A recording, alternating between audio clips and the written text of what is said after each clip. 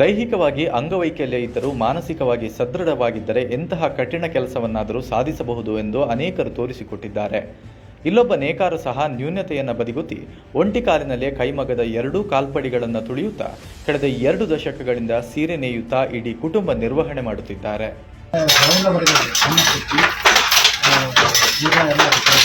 ಹೀಗೆ ಒಂಟಿ ಕಾಲಿನ ಪಾದದಿಂದ ಒಂದು ಕಾಲ್ಪಡಿ ತುಳಿಯುತ್ತಾ ಮತ್ತೊಂದು ಕಾಲ್ಪಡಿಯನ್ನ ಹಿಂಬುಡದಿಂದ ತುಳಿದು ಸೀರೆ ನೇಯುತ್ತಿರುವ ಇವರ ಹೆಸರು ಲಕ್ಷ್ಮಣ ಕಕ್ಕಣ್ಣನವರ ಅಂತ. ಬಾಗಲಕೋಟೆ ಜಿಲ್ಲೆ ಹುನಗುಂದ ತಾಲೂಕಿನ ಕಮತಗಿ ಪಟ್ಟಣದವರು.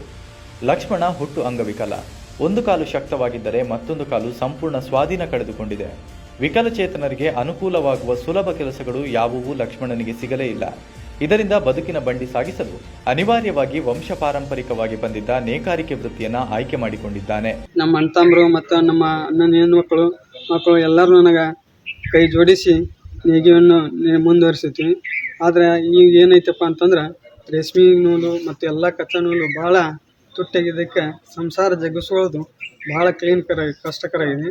ಅದರಲ್ಲೂ ಎಜುಕೇಷನ್ ಹುಡುಗರು ನಡೆಸ್ಬೇಕಾದ್ರೆ ಭಾಳ ಕಷ್ಟ ಆಗಿಬಿಟ್ಟೈತಿ. ಯಾಕಂದ್ರೆ 3 ಮಂದಿ ಮಕ್ಕಳು ನಮ್ಗೆ, ಅದರೊಳಗೆ ಮಗ ಒಬ್ಬ ಇಂಜಿನಿಯರಿಂಗ್ ಅದಾನೆ. ಮತ್ತು ಇವು 3 ಮಂದಿ ಸಾಕೋದಕ್ಕೆ ನಮ್ಗೆ ಭಾಳ ಕಷ್ಟಕರ ಇದೆ. 39 ವರ್ಷದ ಲಕ್ಷ್ಮಣ ಮದುವೆಯಾಗಿದ್ದು ಪತ್ನಿ ಸಹ ಅಂಗವಿಕಲೆಯಾಗಿದ್ದು ಪತಿಯ ಕೆಲಸದಲ್ಲಿ ಸಾಥ್ ನೀಡುತ್ತಾ ಬಂದಿದ್ದಾರೆ.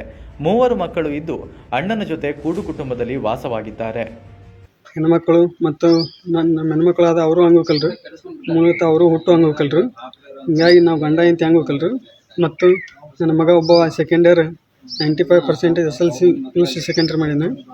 ಈಗ ಬಸವೇಶ್ವರ ಇಂಜಿನಿಯರಿಂಗ್ ಕಾಲೇಜಿಗೆ ಅಡ್ಮಿಷನ್ ಮಾಡ್ಸೀನಿ.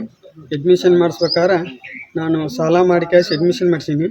ಅವನ ಮುಂದಿನ ಭವಿಷ್ಯಕರ ಎಜುಕೇಷನ್ಗೋಸ್ಕರ ಯಾರು ಸಹಾಯ ಮಾಡಿ ಕ್ಯಾಸಿ ಎಜುಕೇಷನ್ ನಡೆಸಬೇಕು. ಮುಂದೆ ನನಗೆ ಕಷ್ಟಕರ ಆಗೈತಿ.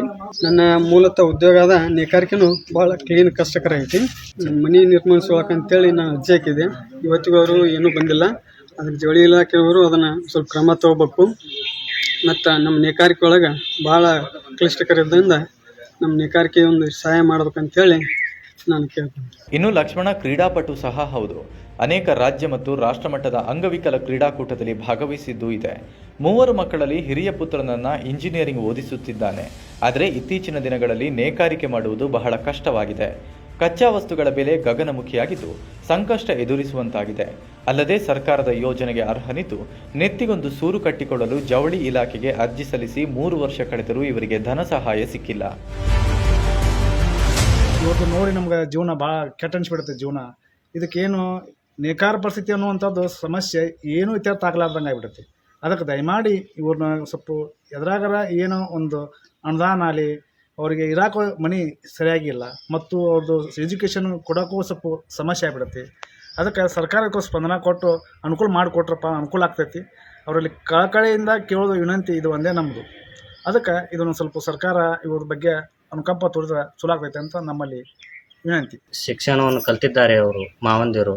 ಅವರಿಗೆ ಯಾವುದೋ ಒಂದು ಸರ್ಕಾರದಿಂದ ಒಂದು ಯಾವುದೋ ಆಫೀಸ್ನಲ್ಲಿ ಆಗಲಿ ಏನೋ ಆಗಲಿ ಕಂಪ್ಯೂಟರ್ ಆಗಲಿ ಒಂದು ಶಿಕ್ಷಣವನ್ನು ಕಲ್ತಿದ್ದಾರೆ. ಅವರಿಗೆ ಒಂದು ಸಹಾಯಧನ ನಾವು ಸರ್ಕಾರದಿಂದ ಕಳಕಳಿಯಿಂದ ವಿನಂತಿ ಮಾಡ್ತಿದ್ದೇನೆ.